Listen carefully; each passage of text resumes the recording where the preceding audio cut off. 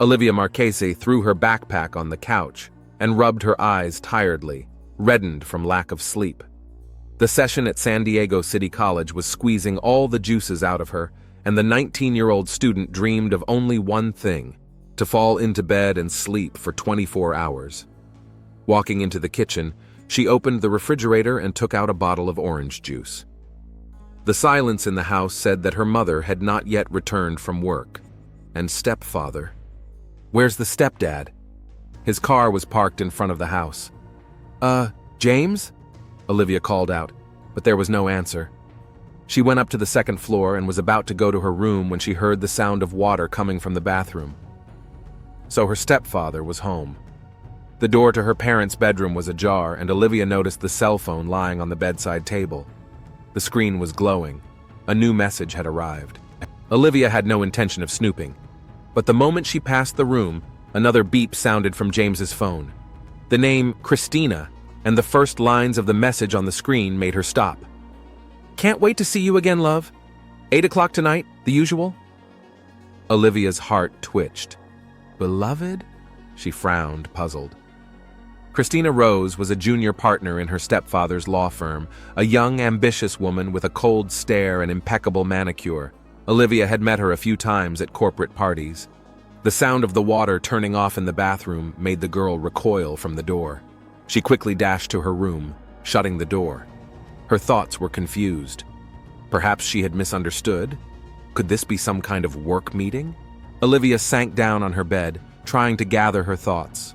Her mother, Eleanor, had been madly in love with James Wakefield since they'd met 7 years ago. James seemed perfect, successful lawyer, caring stepfather, loving husband. But in recent months, Olivia had begun to notice a change. Late homecoming, which he attributed to work. Unexpected weekend business trips. Strange phone conversations that he would end when someone entered the room.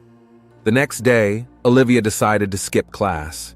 She couldn't concentrate on her studies while thoughts of her stepfather's possible infidelity swirled in her head. Her mother deserved the truth. At 8 in the morning, she watched James pull out of the garage in his black Mercedes. Instead of turning toward the business center where his office was located, he headed in the opposite direction.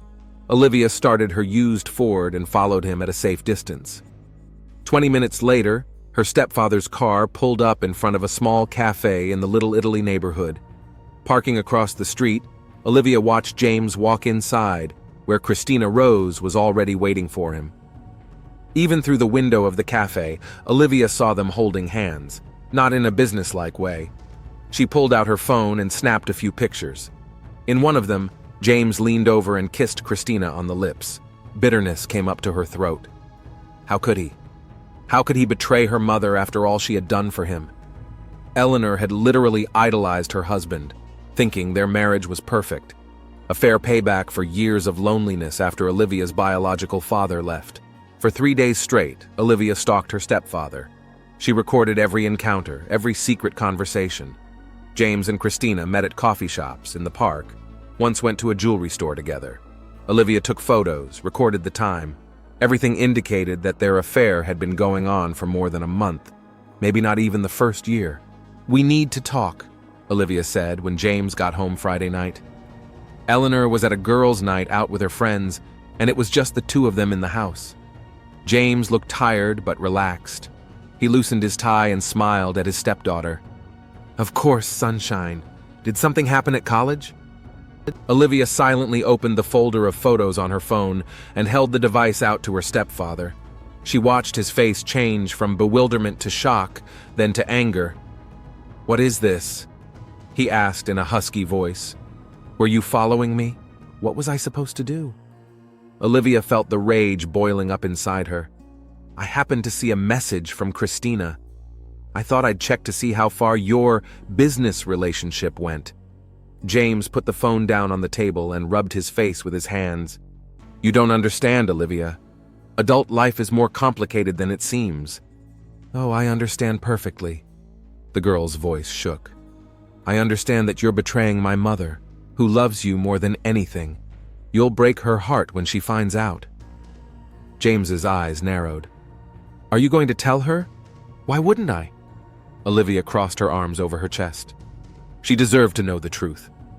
James took a step forward, his voice icy. "You don't realize what you're getting yourself into, Olivia. If you tell your mother, you'll destroy our family. Think of the consequences."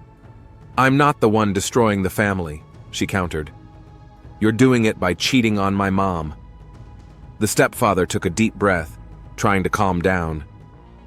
"Look, let's talk about this like adults. What do you need to keep this between us?"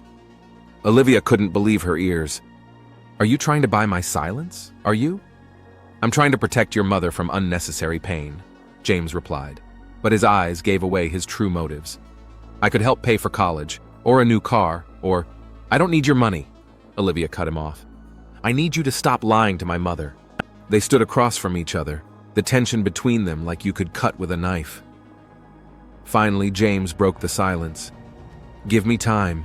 I'll break things off with Christina, I swear. Just don't say anything to your mother." Olivia looked at him skeptically. "You have a week. If I see you're still seeing her, I'll show my mom all the pictures." When she turned to leave, she didn't notice the expression on her stepfather's face. A cold, calculating glint appeared in his eyes. Detective Thomas Reyes was just about to go home after a 12-hour shift when his phone rang. He rubbed his eyes tiredly and answered it. "Reyes." "Detective, we have a missing person report." The dispatcher's voice sounded tense. 19-year-old female, college student at San Diego State. Didn't come home last night, won't answer her cell phone. Parents are concerned. Reyes glanced at his watch, almost 11 p.m. "It's been less than 24 hours. We don't usually start an investigation this early. This is a special case," the dispatcher replied. "The girl's stepfather is James Wakefield." Reyes froze. James Wakefield, one of San Diego's most prominent attorneys, a man of vast connections and influence. "Got it. Give me the info. I'm on my way." 40 minutes later, he was standing in the living room of a luxury home in the upscale La Jolla neighborhood. Eleanor Wakefield, an elegant middle-aged woman, sat on the sofa, crumpling a handkerchief in her hands. Her eyes were red with tears. Next to her sat James Wakefield, a tall, trim man with graying temples and a tenacious gaze. "Olivia never does that," Eleanor said in a shaky voice. "She always warns me if she's running late. I called all her friends and no one's seen her." Reyes opened his notebook. "When was the last time you saw your daughter?" "Yesterday morning before she left for work," Eleanor answered. "She was going to college." "And you, Mr. Wakefield?"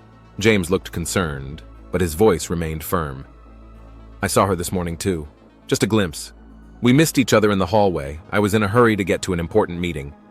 Something in his tone made Reyes wary. 15 years on the force, a detective could detect falseness. "Were there any conflicts between you and Olivia?" James shook his head. "No, not at all. We've always gotten along well." "That's true," Eleanor agreed. James was like a father figure to her. They are very close. Reyes made a note in his notebook. Something didn't add up here. An intuition honed by years of solving crimes told him there were cracks in this perfect picture of family well-being. "I need to see her room," the detective said, "and a contact list of all her friends and acquaintances." Eleanor nodded and led him to the second floor. James stayed in the living room, giving them a pensive look. Olivia's room was a typical student's room. Posters on the walls, bookshelves, a desk piled high with textbooks. Reyes looked around the room, noting the small details. There was a picture on the bedside table. Olivia, Eleanor, and James, smiling, happy, the perfect family. Too perfect, Reyes thought. 35 years of life had taught him that there were no perfect families. Each one had its own secrets, its own skeletons in the closets. Had she changed her habits recently? He asked Eleanor. Had she become withdrawn, anxious? Eleanor hesitated. Now that you ask, yes, the last few days she's been a bit distracted. I put it down to school. They're going through a rough patch at college. Reyes nodded, making a mental note. We'll find your daughter, Mrs. Wakefield, he said, trying to keep his voice steady. But a vague unease was growing inside the detective. Something told him the situation was more serious than just a missing teenager. Fog drifted over the steep shore, shrouding the cliffs of Sunset Cliff in a ghostly shroud. An elderly man was walking his Labrador along a narrow path that looped along the cliff. The dog suddenly stopped, pulled on the leash, and began barking furiously, staring downward. "What is it, buddy?" the owner asked, trying to calm the dog. The man walked to the edge of the observation deck and froze. In the pre-dawn twilight, the silhouette of a human body was visible among the rocks. Detective Thomas Reyes arrived on the scene 20 minutes after the call. The police had already fenced off the area, and forensics was setting up equipment. Reyes pulled on gloves and headed toward where the body lay. His heart clenched as he recognized the girl, Olivia Marchese, the missing student. She was lying on her side, one arm twisted oddly, blonde hair strewn across the rocks. There was a look of surprise on her face, as if death had come upon her unexpectedly. "What have we got?" Reyes asked the medical examiner, who was already examining the body. "Preliminary head trauma," he replied, pointing to the back of the victim's head. "Severe blunt force trauma. Death occurred approximately 36 hours ago." Reyes nodded. That coincided with the time of the girl's disappearance. "Any signs of sexual assault?" "None. No purse or cell phone. Looks like a robbery gone wrong." The detective took a look around. The place was deserted, especially at night. Perfect place for an attack. But something was bugging him. "How did she end up here?" he muttered. "At this hour?" The path leading to the crime scene was quite steep. There were no security cameras in this part of the park. The city had long planned to install them, but they'd never gotten around to it. "Keep looking," Reyes told the forensics team. "I have to notify the family." The Wakefield house was plunged into a silence of grief. Eleanor sat on the couch, lifeless as a doll. A friend sat beside her, occasionally putting her arm around her shoulders. James Wakefield stood at the window, looking out over the garden. When Reyes entered the room, he turned. His face was grim, but his eyes remained dry. "Detective?" James nodded. "Is there any news?" "We've started the investigation," Reyes answered cautiously. "I need to ask a few questions." "Of course," James pointed to a chair. "Eleanor's sedated, but I'm at your disposal." They moved into the study, a spacious room with bookcases and a massive dark wood desk. James offered Reyes a whiskey, but he declined. "Mr. Wakefield, did you know that your stepdaughter might have gone to the Sunset Cliff area this evening?" James frowned. "No, that's odd. Olivia didn't like secluded places, especially at night. She had a mild form of nyctophobia, a fear of the dark." Reyes wrote it down in his notebook. "Did she have any enemies? Someone who might have wished her harm?" "I can't imagine such a person." James shook his head. "Olivia was a bright person. Everyone loved her." "What about the boyfriend? Was she in a relationship with anyone?" "Not that I know of, no. She was friends with a young man, Alex Donovan. They went to school together. But it was just a friendship." Reyes made a note to talk to this Alex. "One last question, Mr. Wakefield. Where were you the night before last, between 7 and 10? James's eyes widened slightly, but he quickly pulled himself together. "I was working late at the office, getting ready for an important case. You can check with building security. I left around 11. "I will," Reyes nodded, closing his notebook. "Thanks for your cooperation." As the detective left, he felt James Wakefield's gaze on him. Something about the man made the seasoned cop wary. Perhaps a professional deformity. Reyes had learned during his years of service not to trust people, especially those who looked impeccable. At the police station, Reyes spread the crime scene photos on the table. Something about this case was bugging him. The robbery theory seemed too easy. "Hey, Thomas." Sergeant Morales came into the office. "You got a visitor. Says he's a friend of the dead girl."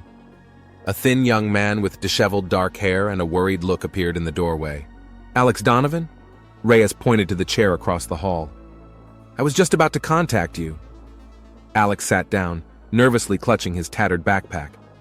"I found out about Olivia. It's unbelievable. I can't believe it." "You two were close?" "Yeah, we've been friends since freshman year. Not dating, just friends." He grinned bitterly. "I'd always hoped for more than that, though."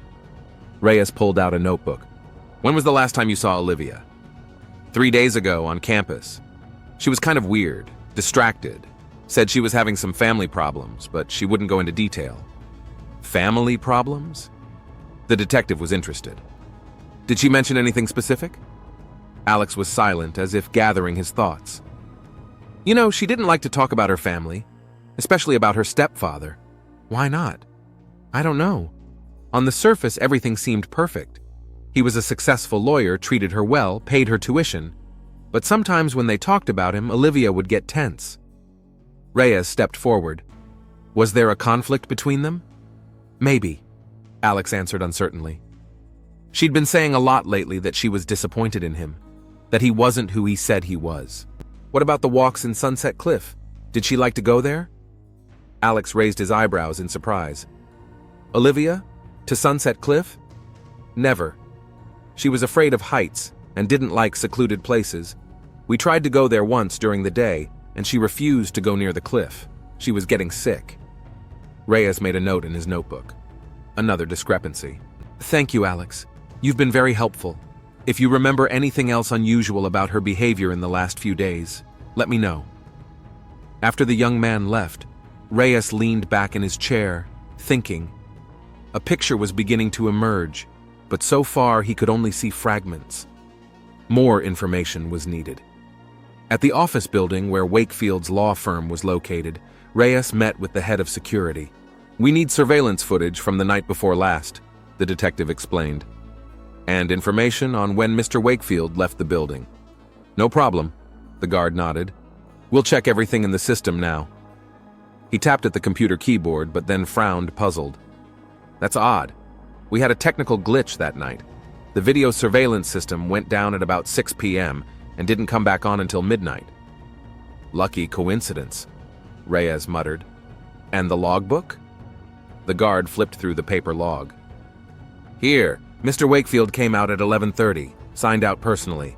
Reyes took a picture of the logbook page. The signature looked authentic, but something didn't add up. Too many coincidences. Detective Reyes?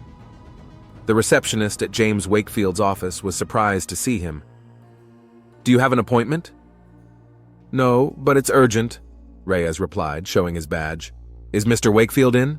Unfortunately, he's with a client right now, but you can wait in the conference room. Reyes nodded and headed for the designated room. As he passed the ajar office door, he heard a woman's voice. James, we have to be careful. Do the police suspect something? Don't worry, Christina, they don't have anything. Reyes slowed his step. Christina? The name sounded familiar, but he couldn't remember where he'd heard it. In the conference room, the detective looked around. On the wall hung pictures of the firm's employees. His gaze stopped on a picture of an elegant woman in her mid-30s. The caption read, Christina Rose, junior partner. The puzzle began to take shape. Reyes pulled out his cell phone and dialed his partner's number. I need information on Christina Rose, he said quietly. Check all communications with James Wakefield. 5 minutes later, Wakefield himself entered the conference room. His face expressed surprise and mild irritation.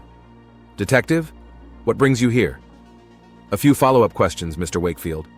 Reyes pointed to a chair. Do you mind? James sat across from him, his hands folded on the desk. I'm listening. You mentioned that you were working late the day Olivia disappeared. Can anyone confirm your presence in the office? Of course. Christina Rose, a colleague of mine. We were prepping for the case together. All evening? Pretty much. From 7 o'clock to 11 o'clock. Reyes made a note in his notebook. And how do you explain that the building's video surveillance system was down during that time period? Something akin to alarm flashed across Wakefield's face, but he quickly pulled himself together. I have no idea. Ask security. I'm a lawyer, not a technician. One more question, Reyes continued. How close is your relationship with Miss Rose? James tensed. We're colleagues. What do you mean? Just a question, the detective shrugged. As part of the investigation, I don't see what my relationship with my colleague has to do with my stepdaughter's death, Wakefield replied coldly. Unless you have more substantive questions, detective, I'd prefer to get back to work. My wife is in mourning, and I should be supporting her, not answering strange questions. Reyes stood up, but he was in no hurry to leave. You know, Mr. Wakefield, your stepdaughter told her friend that she was disappointed in you, that you're not who you say you are. Do you know what she meant by that? James turned pale, but quickly pulled himself together. Olivia was a teenager. You know teenagers, they get dramatic. Maybe she was unhappy with my academic demands or the fact that I was restricting her spending. Maybe, Reyes nodded. Thank you for your time, Mr. Wakefield. As he left the office, the detective felt he was closer to a clue. Now he needed to talk to Christina Rose. The crime lab greeted Reyes with the familiar smells of chemicals and the hum of equipment. Chief forensic scientist Lorenzo Garcia, a short man with a piercing stare, pointed to a monitor. Thomas, you need to see this. We found something interesting at the crime scene. An enlarged image of fibers appeared on the screen. These fibers were found on the victim's clothing, expensive wool with a touch of cashmere, typical of premium suits. Like a Wall Street lawyer, Reyes muttered. Exactly, Garcia nodded. One more thing. Traces of expensive cologne on her neck and hair, not a mass-produced product, an exclusive line. Reyes thought for a moment. James Wakefield is always impeccably dressed and smells lightly of expensive perfume. The detective remembered smelling that odor the first time they met. Anything else? The pattern of the head trauma indicates that the blow came from the right, top to bottom. The killer was probably taller than the victim and physically stronger. Reyes mentally pictured the tall figure of James Wakefield. Everything pointed to him, but there was still no direct evidence. Detective Reyes? A woman's voice called out to him as he walked back to his car. Reyes turned around and saw Christina Rose hurrying toward him across the parking lot. She looked worried. What can I do for you, Miss Rose? I need to talk to you. Not here. She glanced around nervously. It's about James and Olivia. They met at a small cafe 2 blocks from the office. Christina twirled her coffee cup nervously, avoiding looking the detective in the eye. I know you suspect James, she began quietly. And you have reason to. Reyes stepped forward. Go on. James and we had a relationship for over 2 years. His marriage to Eleanor had long since become a sham, but he didn't want a divorce because of the financial implications. And Olivia found out about it? Christina nodded. A week ago. She accidentally saw our texts and then started following us. James was furious when she showed him the pictures. Did she threaten to tell his mother? Yeah. Gave him a week to end the relationship. Otherwise, she promised to show Eleanor everything. Christina swallowed nervously. James was panicking. If Eleanor found out, she would file for divorce. And according to the prenuptial agreement, if he cheated, she would get 70% of the joint property. And then he decided to get rid of his stepdaughter, Reyes finished. I didn't know, I swear. Tears glistened in Christina's eyes. He said he'd talk to her, convince her to keep quiet. I had no idea. Were you with him the night of the murder? Reyes interrupted her. Christina lowered her eyes. No, he said he had to meet a client. I was at home, alone. Why are you choosing to tell me all this now? Because I'm afraid, she whispered. James has changed. I don't recognize him. He said yesterday that if you started digging deeper, I'd have to confirm his alibi. Say we were together in the office. But I can't lie to the police. Not in a case like this. Reyes pulled out a notebook. I need your official statement, Miss Rose, and all communications between you and James for the last week. Christina nodded, pulling out her cell phone. Take it, it's all there. The messages and the pictures. He can't get away with this. At the Wakefield house, Eleanor sat in the living room, leafing through a photo album of Olivia's childhood pictures. Her face was swollen with tears. Mrs. Wakefield. Reyes sat down next to her. I need to ask you some questions about your husband. About James? She wondered. Why? It's standard procedure, the detective said softly. Did you know about his relationship with Christina Rose? Eleanor froze, her eyes wide. What do you mean? Reyes showed her the pictures from Olivia's cell phone that Christina had given to the police. The pictures showed James and Christina holding hands, kissing, entering the hotel together. Your daughter discovered their affair a week ago, Reyes explained, and threatened to tell you everything. Eleanor turned pale, her hands trembling. No, she whispered. It can't be true. James loves me.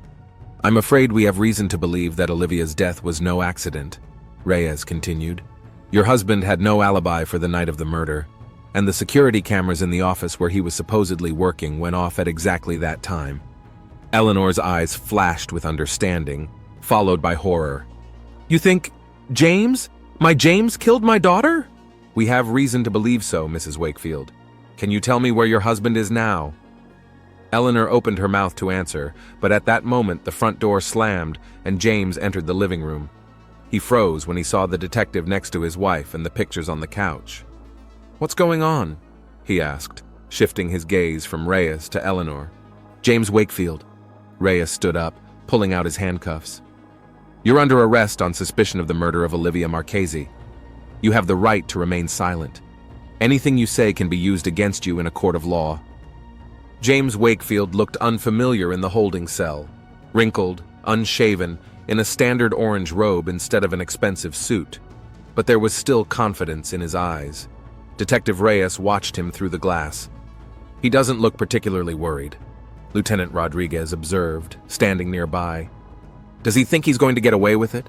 "He's a lawyer," Reyes replied. "And not just any lawyer, but one of the best in the city. Knows we don't have enough evidence for a trial. Circumstantial evidence. Testimony from the mistress." "It won't be enough," Reyes nodded. "A jury won't convict without direct evidence, and Wakefield knows that better than anybody." "What are you gonna do?" Reyes glanced at his watch. "We've got 48 hours till arraignment. We need to find hard evidence in that time." The lieutenant patted him on the shoulder. "Then don't waste any time." Reyes headed for the exit. This case had become personal to him. He couldn't let the killer get away with legal technicalities. At the security office of the business center where Wakefield's law firm was located, Reyes was met by a familiar security guard. "Detective, you're back here again?" "I need to check the video surveillance system again," Reyes said. "Did you mention there was a technical glitch the night of the murder?" "Yeah, all the cameras suddenly went off. Our technician said there was a short circuit in the server room. Can I speak to your technician?" The guard nodded and led Reyes into a small room where a young man with long hair pulled back into a ponytail was working behind several monitors. "Eddie, this is Detective Reyes. He has questions about the system crash last week."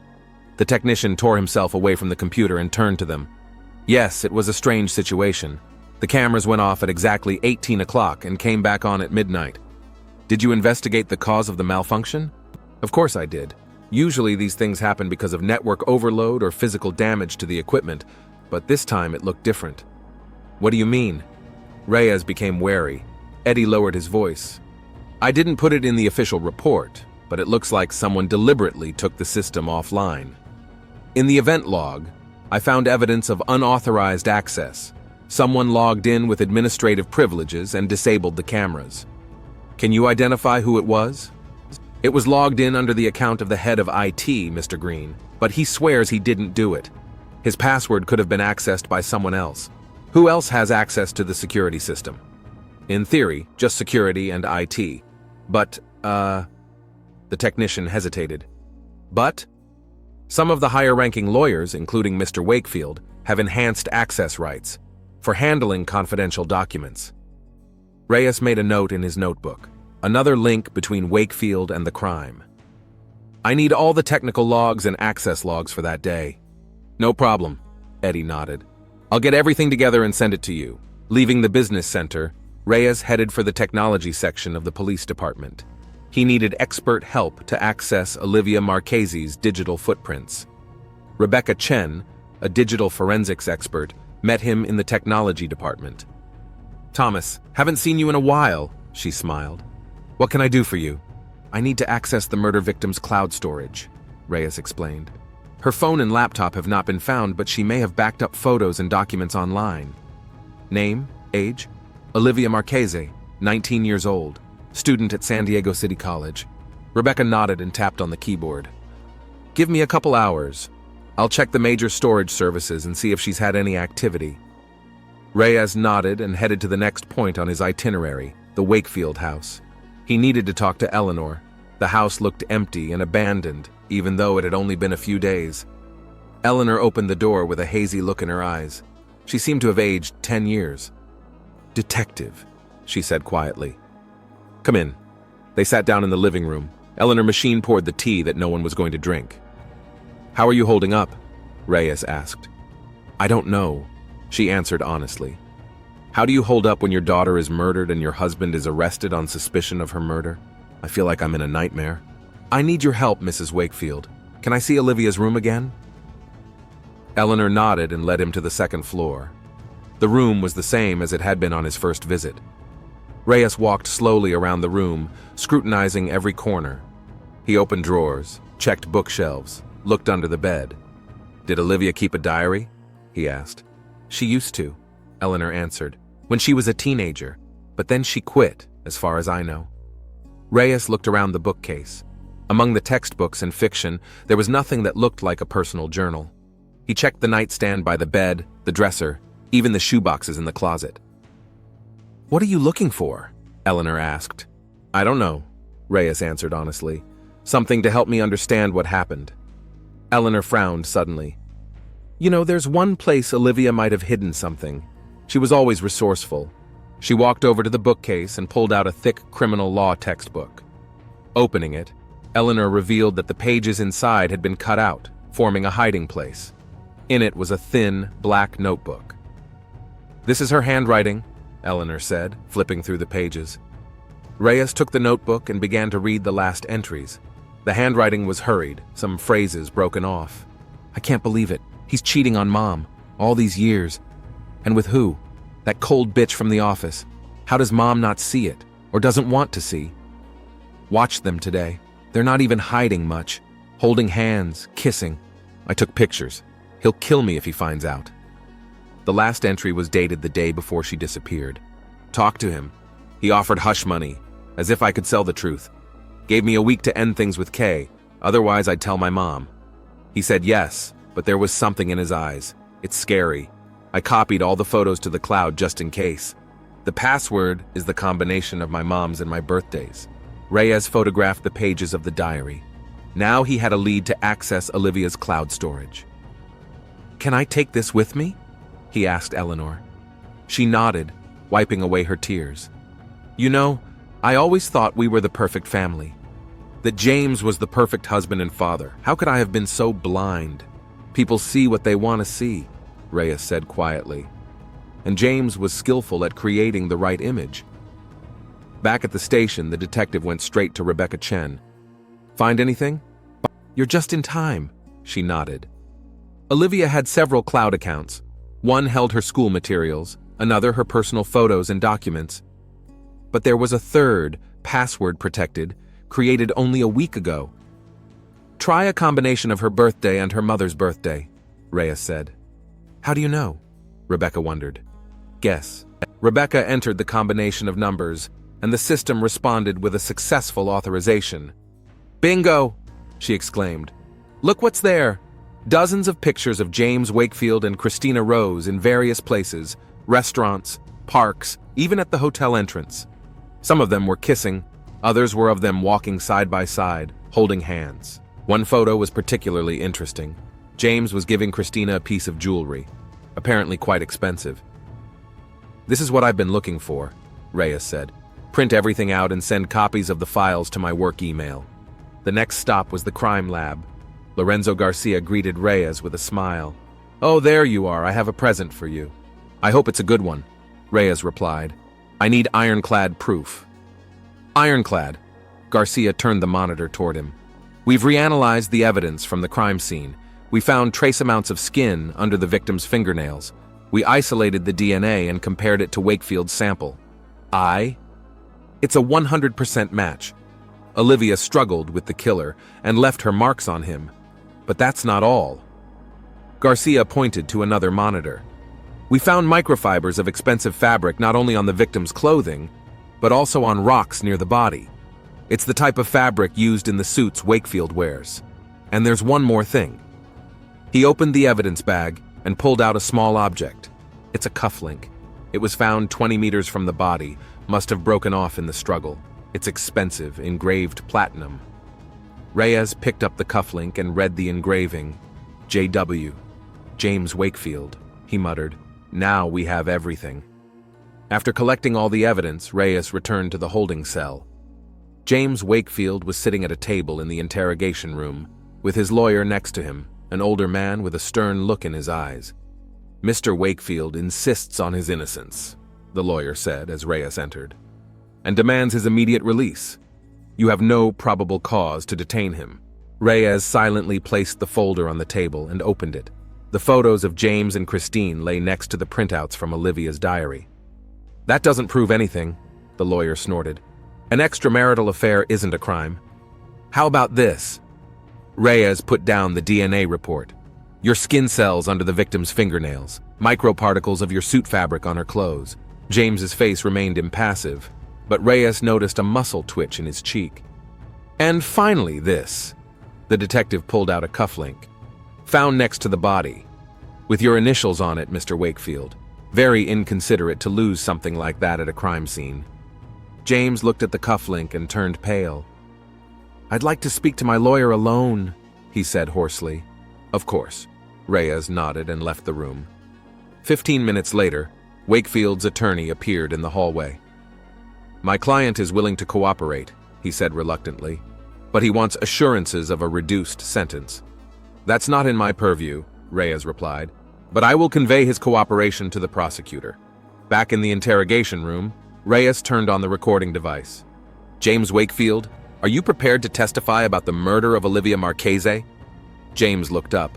There was no more arrogance in them, only weariness. I didn't mean to kill her, he said quietly. Things didn't go according to plan. Tell me what happened. James took a deep breath. Christina and I had been dating for over 2 years. Eleanor didn't suspect anything. We were careful. But a week ago, Olivia caught us. She saw the messages on my phone, and then she started following us.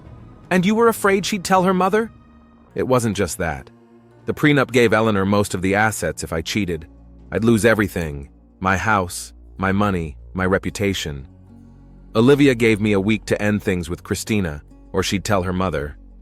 So you decided to kill her. I panicked, James said, a pleading tone in his voice. You have to understand. I've worked my whole life to get where I am today, and this girl was going to ruin it. How did you do it? I texted her on the phone I bought for this. I told her I wanted to meet and discuss the situation, offer a compromise. I set up a meeting at Sunset Cliff, the place she was afraid of. Yeah, I knew she'd be uncomfortable there. That gave me an advantage. I said we should meet somewhere private so no one would see us. She agreed. What happened next? I disabled the cameras in the office to create an alibi for myself. Then I met her on the cliff. She brought her cell phone with pictures. We talked. I offered her money, a lot of money, but she refused. She said she wouldn't betray her mother. James fell silent, remembering the events of that night. She turned to leave. And that's when I grabbed a rock and hit her over the head. She fell. I took her cell phone and her purse to make it look like a robbery. Then I pushed the body off the cliff. Where's the phone in the bag? I smashed the phone and threw it in the bay. I burned the bag. Reyes stared at the man in front of him. A successful lawyer, a respected member of society who had murdered his own stepdaughter in cold blood to preserve his position. I'm sorry, James whispered. I never meant for things to turn out this way. You're only sorry for getting caught, Reyes replied coldly, turning off the tape. James Wakefield, you are officially charged with first-degree murder. 3 weeks later, Reyes stood in the cemetery watching Olivia's funeral. Eleanor, supported by her friends, tossed a flower onto the lowering casket.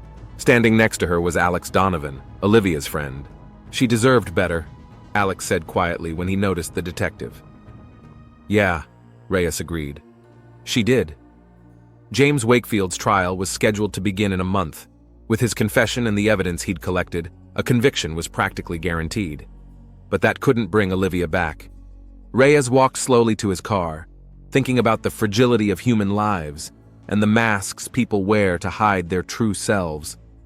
Sometimes the worst monsters hide behind a facade of respectability and success.